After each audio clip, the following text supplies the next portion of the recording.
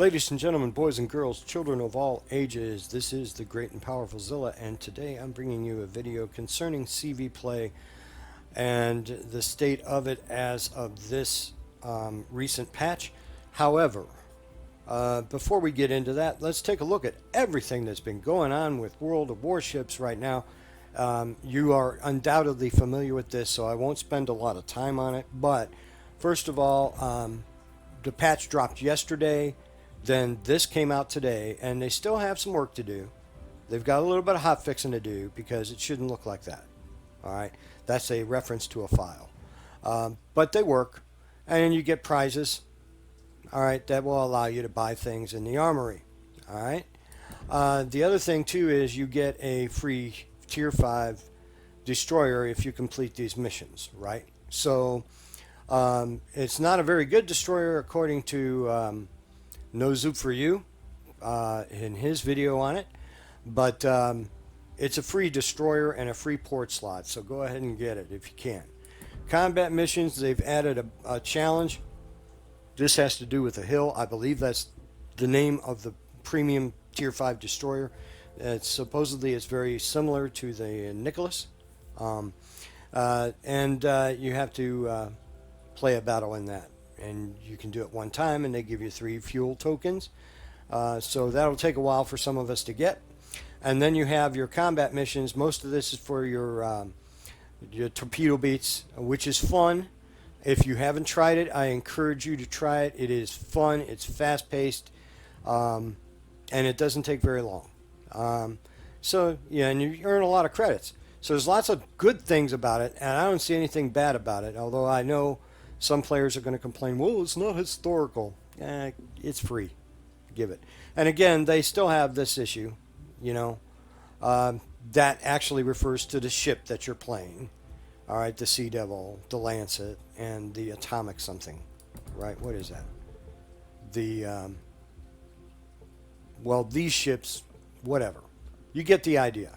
All right, and then, of course, you've got your personal assignments. So let's get to the meat and potatoes here and talk about the CV rework.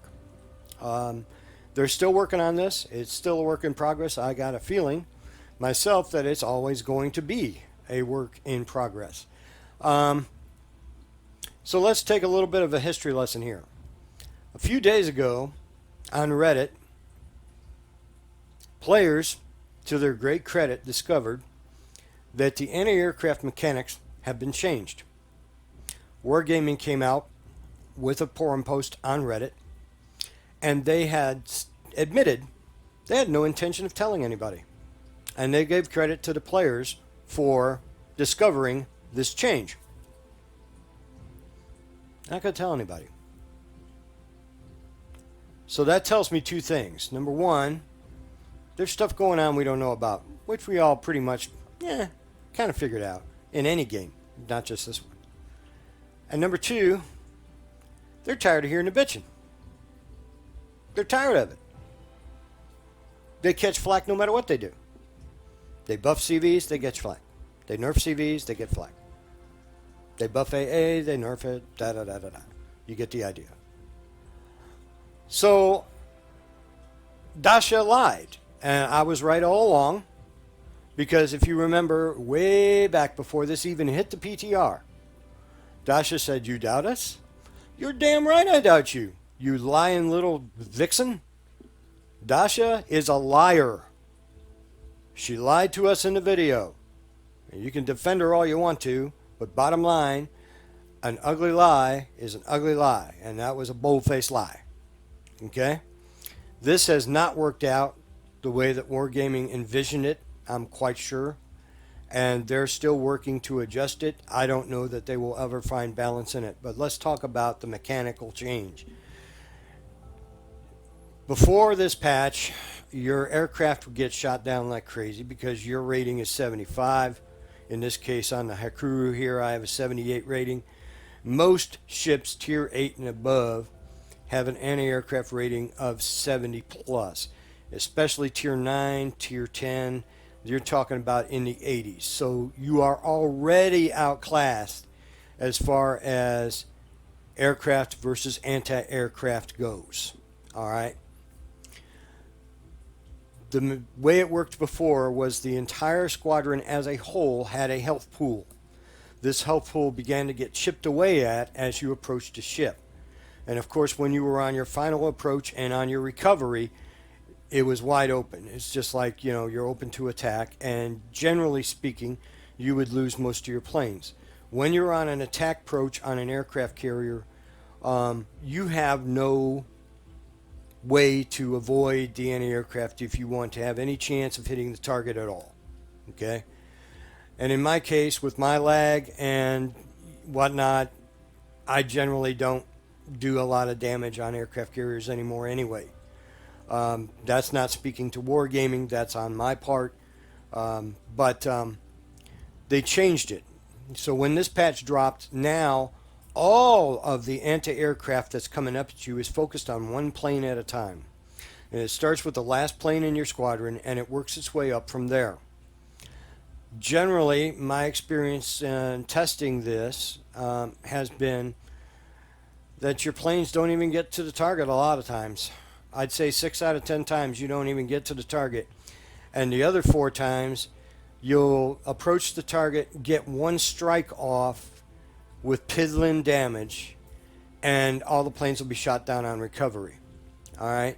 So this is a negative change for an aircraft players. Now, as you can see in this little graphic I'm showing you here, this is from the World of Warships forums. These forums have lit up. If you want some entertaining reading, I highly suggest that you go to the forums. I will link to them in the description box down below. There's a lot of very vociferous and loud CV haters. Ultimately, at the end of the day, though, what I think we all want is a good balance to the game.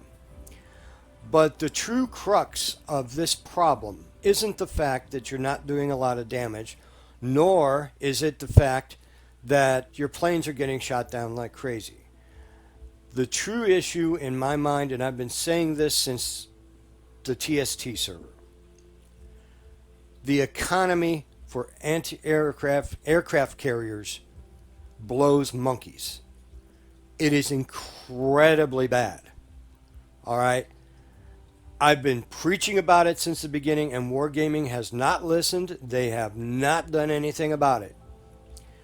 At tier 8 and above, the losses of your aircraft have increased dramatically, and therefore your losses of credits have increased dramatically.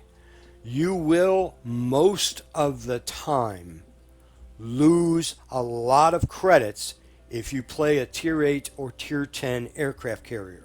And now with this change, it's starting to bleed into the tier 6 carriers, where normally in a win you would make some profit.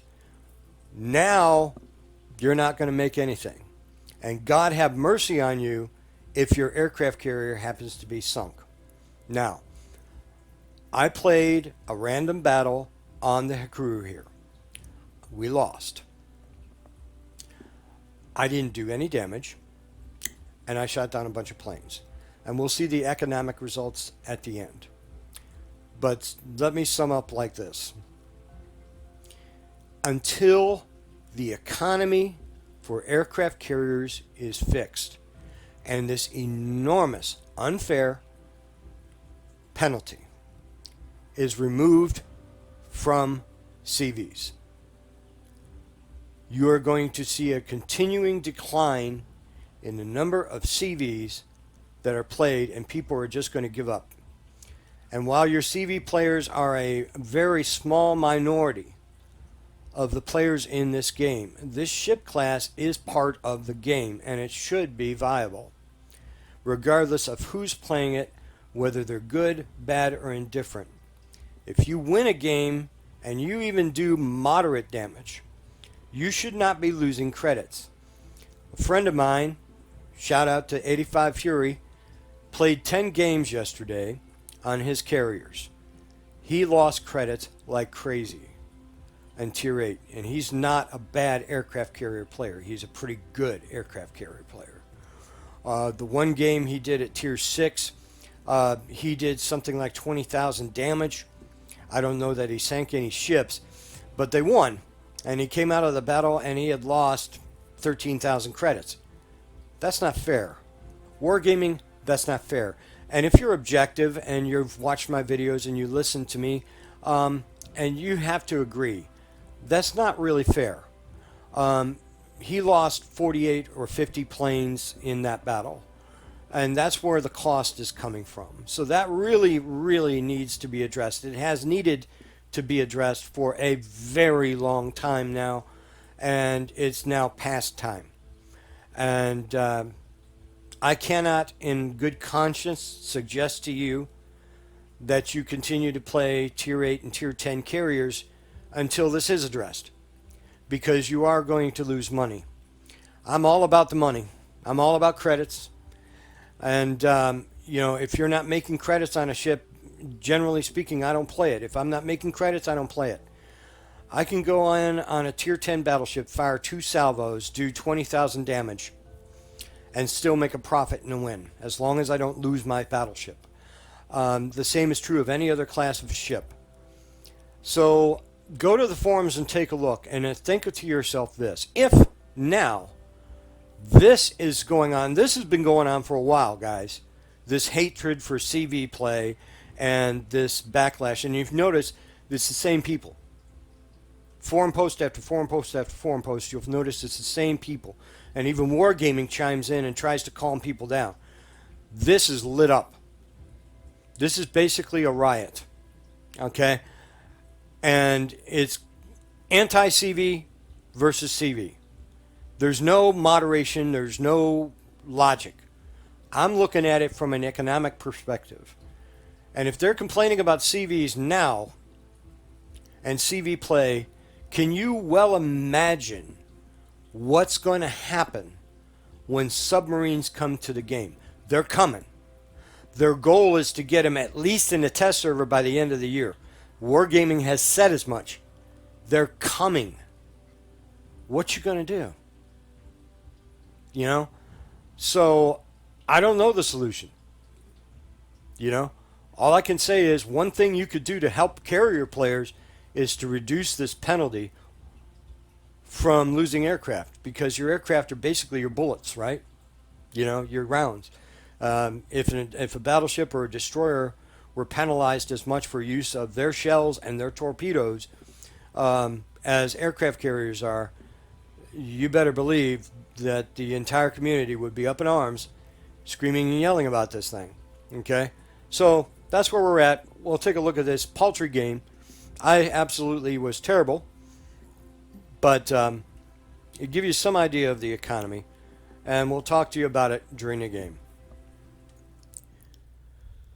Okay, here we are on Islands of Ice, and I do what I always do. I look and see what I'm facing in anti-aircraft, and it's pretty formidable. My lag isn't that bad in this game. However, just on a personal note, yesterday I took a test and I was informed that I am legally blind. And later on this week I'm going to go get tested and get a prescription for some special glasses. So I don't know that that affects my gameplay at all. I can't tell from my perspective. All I can go by is what the medical test said. So the first thing I do is take off in rocket planes, and I'm kind of lost a little bit, you know, getting into the game. So I just fly out there, and really what I'm doing, and I type this to our team, is I'm checking this out to see what the anti-aircraft's all about. I'm checking it out, and I happen to run into his rocket planes. And they're going after our Shimakaze over here. So what I'm going to do is bend it over and try and drop fighters over the Shimakaze. Unfortunately for me, the enemy carrier player, hat tip to you, sir, salute, did a good job, and he dropped fighters as well. So they start chewing on me. So, you know, that kind of sucked for me, but I shot down 6 of his planes too. So, you know, 6 one, half dozen of another, I don't know, kind of a catch-22. We negated each other, right? Okay? So, I take my 2 remaining fighters out, and I'm just scouting, kind of looking around, not looking to commit to an attack on any one thing, and checking out the anti-aircraft, right? So Waypoint our reached. team spent most of the game bitching at each other. We're under attack. Well, I'm going to report you for this. I'm going to report you for that. Yada yada yada. And they complained about positioning and everything else. Our team was bad. Okay, and I was no different.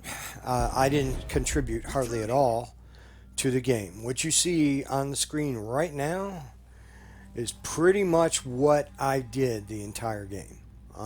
Maintaining present course. I make no excuse for myself. And I had no high expectations at the end of this game as far as the economy goes, but I had to give it a try and see how the mechanic works. So let's take a look at how the mechanic works with my torpedo bombers. Some of the forum posts quoted the Hakuryu's torpedo bombers as being invincible. In a few short minutes here, you're going to see just how invincible they really are, right? Okay? Players are smart. They're not stupid. And they have learned very quickly, as I predicted, that if they stick together, they're pretty much invincible to aircraft attack. And that's an absolute truth. You might get something off, but you're going to lose a lot of planes in the process, if not all of them. So, anyway, I'm closing in on this Grosse Kur first, and I'm going to drop on him. Or at least I'm going to try. And I haven't taken any damage yet, but it's going to start now. So I'm going into a blob of 3 ships. There's one over to the left, and look at my squadron. Boom, boom, boom, boom, boom. And you know, once you're in your approach, you really can't deviate. So I heal my planes up, swing back around. I see that their midway is actually over there in the back. Okay. So I'm coming back around. I don't want to get near that midway because that will definitely shoot out all my planes. But look, all of the anti-aircraft is chipping away at that last plane. Look how fast they're gone. And compare that to what it was before. Invincible? I don't think so. So I lost the entire squadron there. Okay? And I'm heading back out. This time I'm taking out dive bombers. Okay, torpedo bombers, they got off a strike or two, but they didn't hit anything. Because players are smart, they're not going to sit there and say, look at me, hit me with your torpedoes that go 40 knots. I'm invincible. Players don't do that. Smart players avoid those torps, and they're easy to avoid, especially against the Japanese planes, because the Japanese planes and the British planes have an arming range that's a little bit longer than the American planes, so it gives the ships that you're going up against a better chance of avoiding them. So I'm going over to the right, and you can see our team is blobbed up on the left and they've blobbed up on the right on the minimap. So I'm going in with dive bombers, and we're going to see what we can do, and I'm going to start to catch flak right about now. I'm on approach. I can't deviate. I'm going to dive down.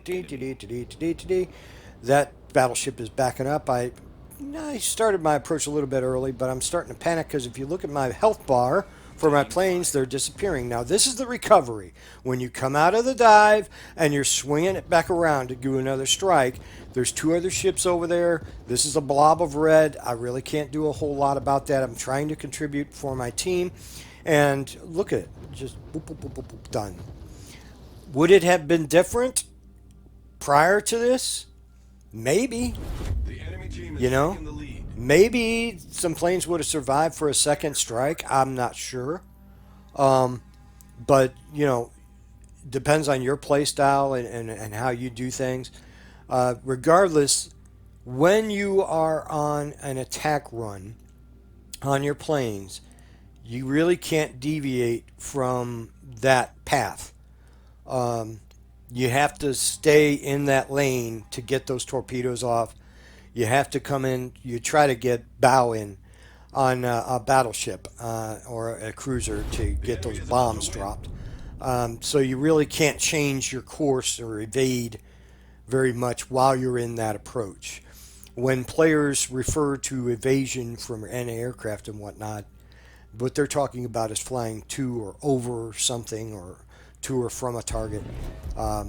But at this stage, when that turns yellow, I'm locked in. I'm not going to deviate from that. And I drop those torpedoes, and they have to be dropped a fair distance off.